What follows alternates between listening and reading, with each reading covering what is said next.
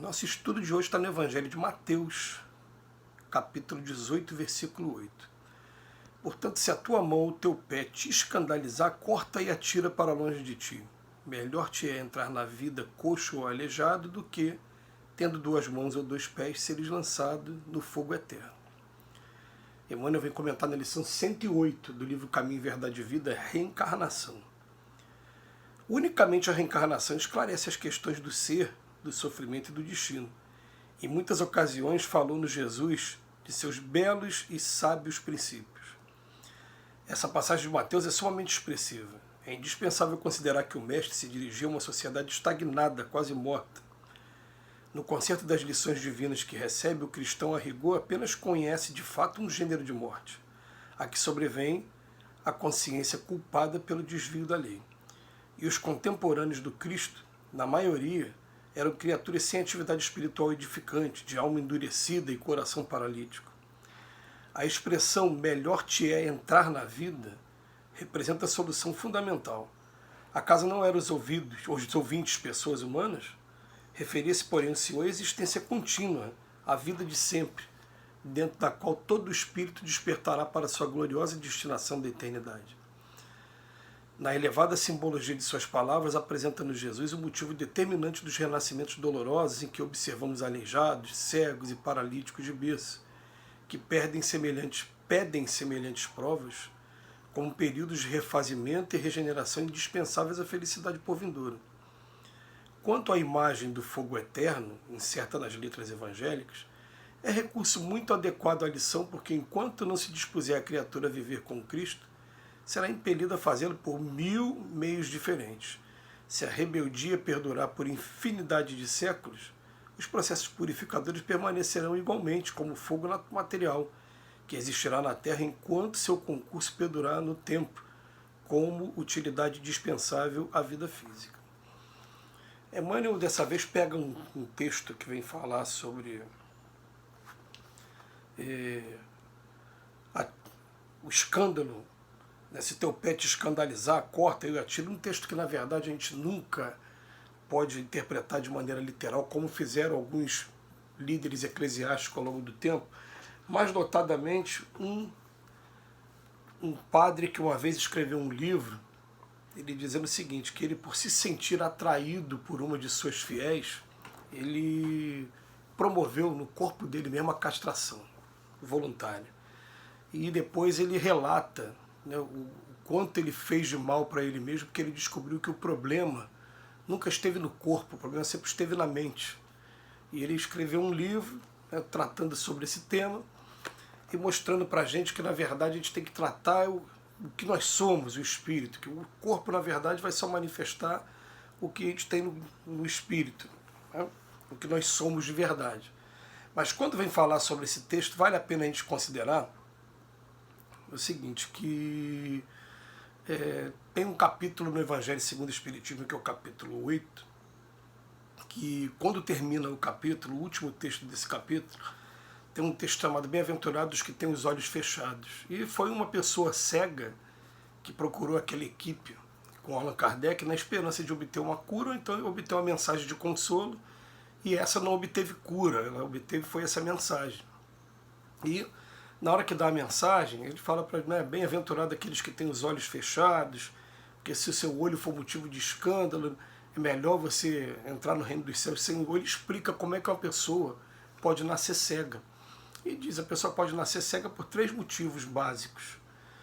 Uma, se o seu olho foi motivo de sua própria queda. O suicídio, por exemplo, está dentro desse primeiro exemplo.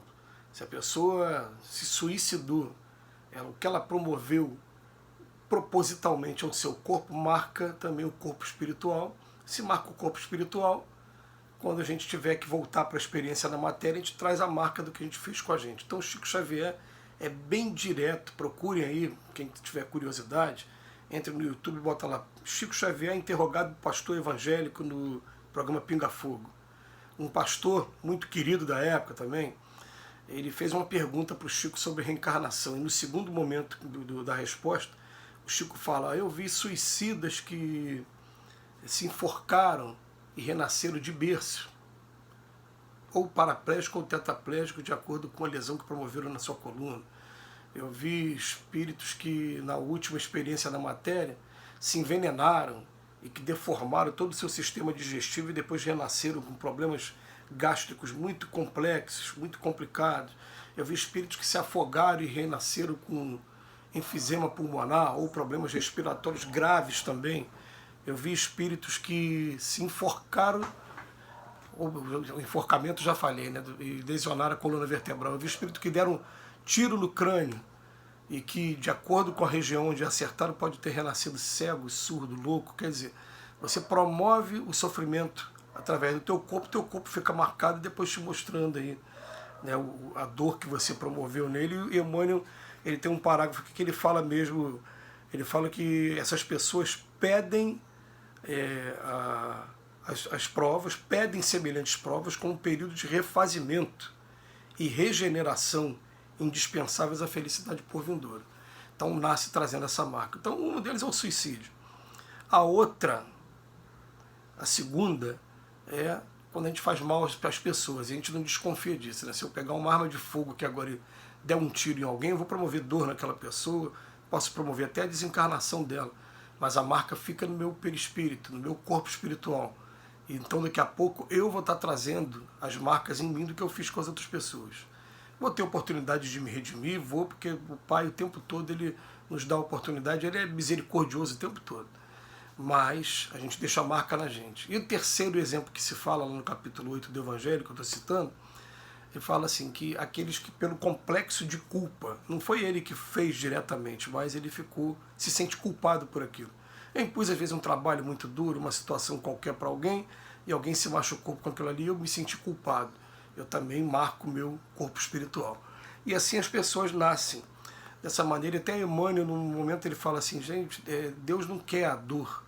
Se ele não quisesse a dor, ele não deixava a gente inventar anestesia, os antibióticos da vida.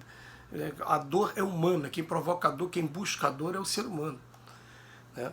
Mas é uma maneira de explicar, né, por que acontece, se Deus é justo, por que acontecem esses renascimentos tão dolorosos, essas crianças trazendo problemas tão grandes. A gente prefere não falar dos adultos, falar das crianças, fica mais fácil da gente entender que a criança ali não deu realmente motivo nenhum nessa experiência que estão tendo agora na matéria para estar passando por aquilo. Então, alguns companheiros de outras religiões vão falar, são os mistérios de Deus. Tudo bem, mas os espíritos vêm trazer essa informação para a gente, essa informação para a gente é preciosa. Então ele vem dizer para a gente, em primeiro lugar, entrar na vida, é melhor entrar na vida sem ter um olho, sem ter... É uma das explicações aqui sobre a reencarnação, que a reencarnação é tão discutida e tão debatida por alguns companheiros que não conseguem aceitar de forma alguma, e a gente só espera que eles também não se arvorem donos da verdade, porque quem tem a verdade é Jesus. Né? Uma vez eu me lembro assim, com muito carinho de um grupo religioso que eu frequentava em que se criticava a reencarnação. E eu fiquei pensando duas vezes se eu falava ou não. Uns 30 minutos depois eu levantei a mão e falei, eu posso fazer um comentário sobre a reencarnação? Olha, eu fiquei percebendo o seguinte, quem não acredita em reencarnação se baseia em Jesus. Quem acredita também se baseia em Jesus. São interpretações diferentes do mesmo texto, do texto bíblico. E os textos a gente sabe todos quais são. Né, se João Batista foi ou não Elias, a conversa de Nicodemos com Jesus à noite, está lá no Evangelho de João, capítulo 4. Né, os textos, a gente sabe, um texto como esse aqui, mas gente, se está todo mundo baseado em Jesus, ao invés de ficar um brigando com o outro, não é melhor pedir intuição para Jesus, um respeitar o outro enquanto a resposta não vem, a gente se tratar como irmãos? Que se a gente discriminar um ou outro porque um acredita, outro não acredita, a gente está faltando com a lei maior, que é a lei do amor. Né? E daí a gente realmente começou a ter um convívio mais doce, mais tranquilo. Então a mensagem que fica assim, a expressão melhor te é entrar na vida, representa uma solução fundamental.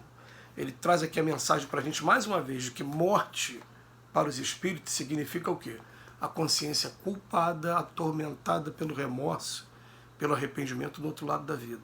Então procuremos fazer a nossa parte aqui para que a gente não entre nesse estado de morte, que não é a morte do corpo, é a morte espiritual, né, assim dizendo.